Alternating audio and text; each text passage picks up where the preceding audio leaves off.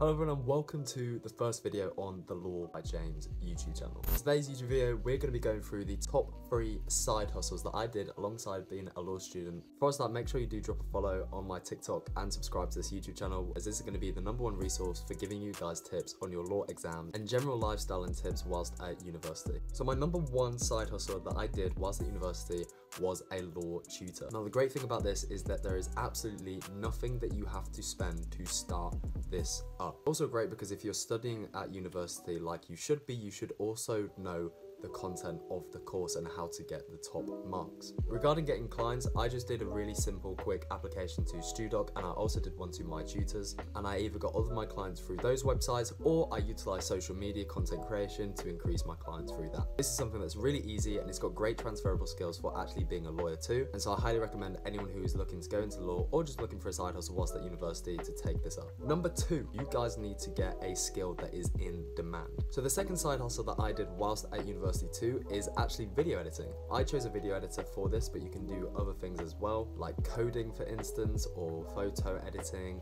Photoshop and things like that. The great thing about video editing is that it's always in demand. You can get your clients by just messaging people on Twitter and just networking through social media. Now this is going to take some time to actually get started because a lot of video creators are going to be slightly skeptical hiring someone who has got absolutely no video editing experience. This is why I recommend slightly compromising with the price that you are charging for clients per video. Usually I would start charging £15 a video just because you need to build up your client sources. This also gives you a great opportunity to build your portfolio, and then over time you can start increasing your charging rates and editing for some slightly more popular YouTubers. Again, this can vary in the amount of cost it can take to create a video editing side hustle. Now obviously there are some really expensive video editing apps which are in the hundreds to download.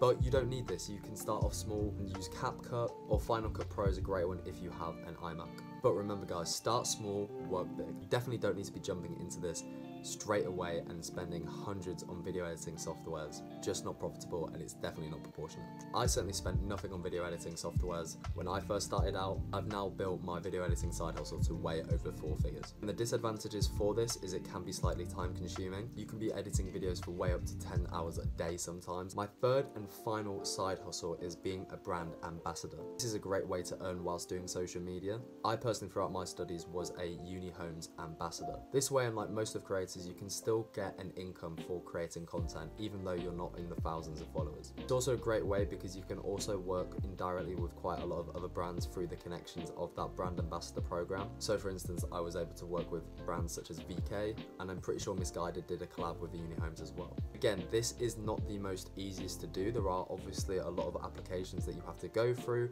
to actually attain this sort of role, but if you come across well in the interviews and you plan well and you're passionate about content creation, then I'm sure you do absolutely fine. Anyway guys, that's going to be it for today's video. Make sure you do leave a like and subscribe, and please do add in the comments any recommendations on any types of videos that you do want to see in the future. I'm planning on doing some more law related content in terms of how to get first in exams, but if you want to see any more financial tips or anything like that as a student, then please put it down below in the comments. Thank you guys for watching, and I'll see you guys in the next video.